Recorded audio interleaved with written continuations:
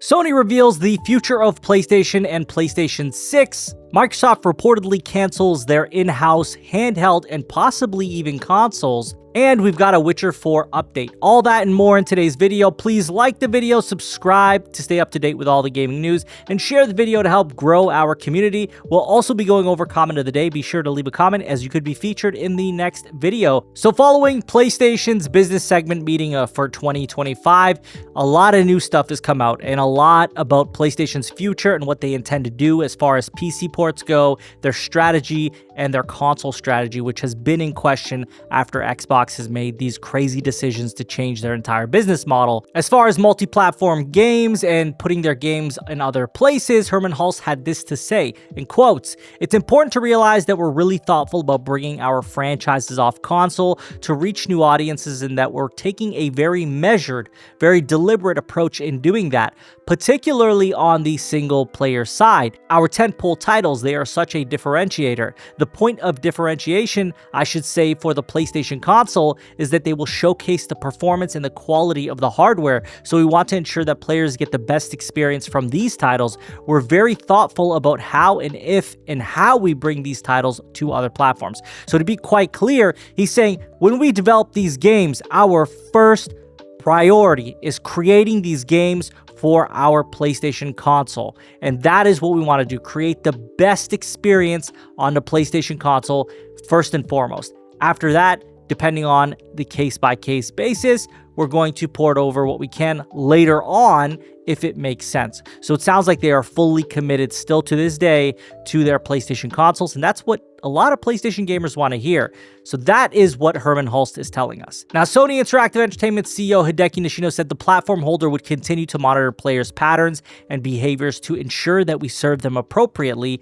The executive was also asked about Microsoft's pivot to multi-platform releases and if he thought it was a good thing. In quotes, "We think that competition in the business is healthy and pushes us to innovate," he replied. "There are multiple participants who together drive the overall gaming industry, and while there are new engagement models being explored, we ultimately think this is a good thing. However, as I mentioned earlier, we are confident and committed to our current strategy, and there isn't an urgent need for us to pivot." So very clearly stating, hey, what we're doing is working. We're not going to change that. Why would we change our working strategy? And of course, when something's not broken, you don't try to fix it. And so that's what's really being said here.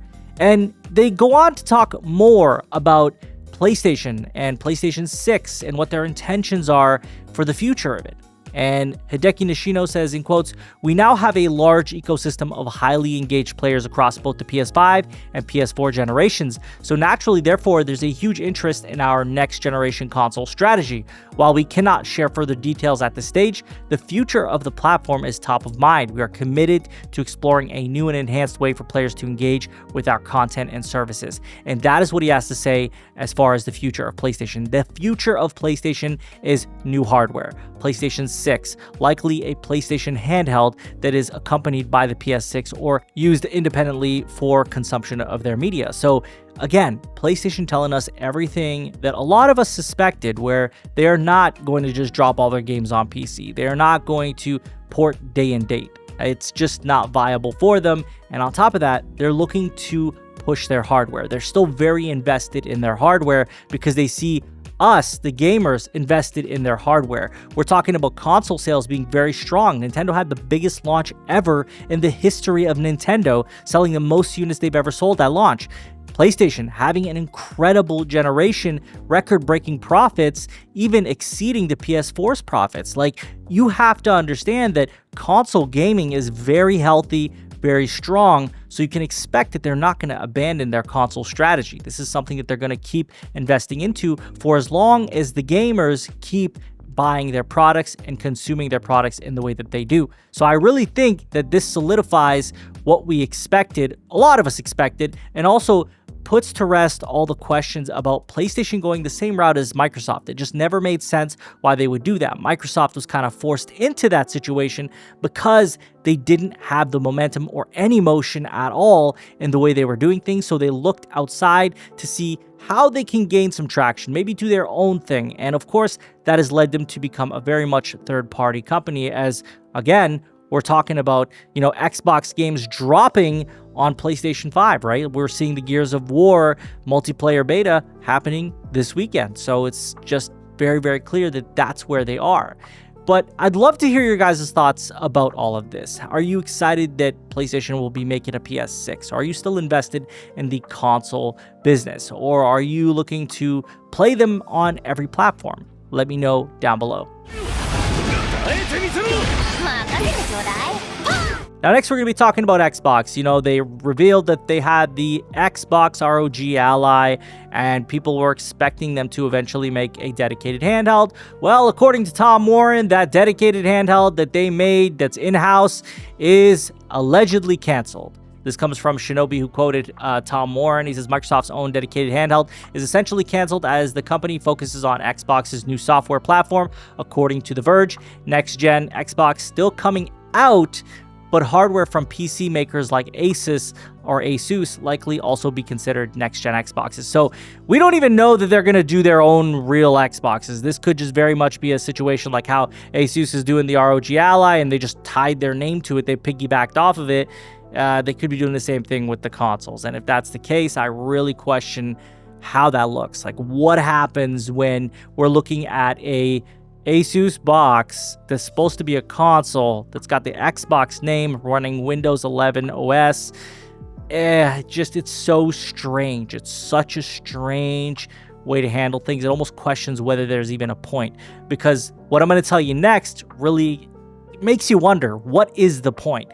As the ROG Ally prices, as far as the Xbox version go, the regular standard is $691. The Ally X is $1,037, guys. That's $1,000 plus for an Xbox branded Asus ROG Ally. It just, this is a threat to nobody.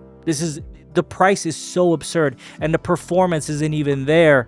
Of course, when you have a handheld, there are all types of things you got to jump through to try to make this thing work with decent battery life and decent performance. There's just so many barriers, right? So, of course, it's going to be expensive because you're putting a smaller form factor on a device, plus you need the screen and everything else, and it's expensive to make. And so that's why you have these prices as they are. And so I really think if they launch at these prices, it's going to be such a niche product. Nobody's really going to talk about it. I think there'll be a few people who buy it. When I say a few, I don't know, maybe a million, maybe. I don't know. The market for handheld PCs is not really that big to begin with, but it begs the question, what was the point? What was the point of this if this was the big move, right?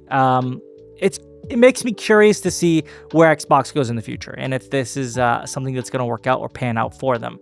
Let me know what you guys think about this. Xbox canceling their in-house hardware for their handheld, possibly their next-gen consoles also being from makers like Asus, and these price tags that are being reported. There's only one way forward.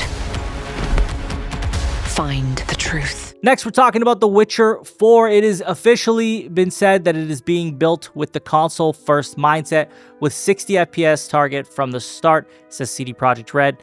They also said the studio also notes 60 FPS on Xbox Series S will be extremely challenging. So the interesting thing here, it seems as they are going to be producing this first and foremost for console because, well, when they were developing games for PC originally at first and in downscaling, they ran into a lot of issues. The Witcher 3, Cyberpunk, both great examples of this. And so if they do this going forward, starting with console and then porting over to PC and then being able to scale up, it creates a more balanced scenario, a place where they can probably have a lot more stability.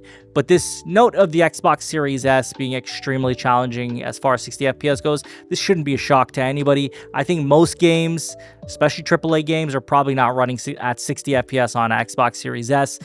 You really shouldn't expect it to. We already know that a lot of developers are having a hard time even putting their games on the Series S if they are higher fidelity games, as we saw with Black Myth Wukong, we saw it with Baldur's Gate 3, and probably some other games that I'm forgetting right now. But yeah, it's not looking real good for the Series S, but this isn't about the Series S. It's about how The Witcher 4 is being built for console first, and I think that's a great thing. And I really think that the PlayStation 5 will be the lead platform for that, as we're obviously seeing that they showcased their game, the tech demo, on a PS5 in the first place, as that may be their primary platform that they develop for, and then they try to put it everywhere else. And that is a solid way to do things if it's the biggest platform, which it is, and it's the most played platform, which it is outside of PC, obviously. So really exciting news here. I love The Witcher 3. Witcher 4 looks pretty damn awesome, and I can't wait to play this game. You guys let me know what you think of this news. Are you excited about the prospects of this being developed for console first, and how this could impact the game and how smoothly it runs at day one? Now, lastly, we're going to be talking about comment of the day, which comes from @megfam9980, who says, also $80 for no physical game, just code in box on Xbox. This on Nintendo. Their games should be $60 at most. People bought Switch 2 en masse when should have boycotted and bought the games. Boycotts work. Look at Target. CEO had to take pay cut. Look, I am not going to fault anyone for being upset about the physical game situation. The fact that they sell physical games and they aren't on the disc, like you can't just put it in and play and you got to download it, like what is the point of the physical game at that point, you know? Like other than, okay, you could trade it in, but yeah, 100%. You raise the price of the games. The game isn't even, the full game isn't on the media.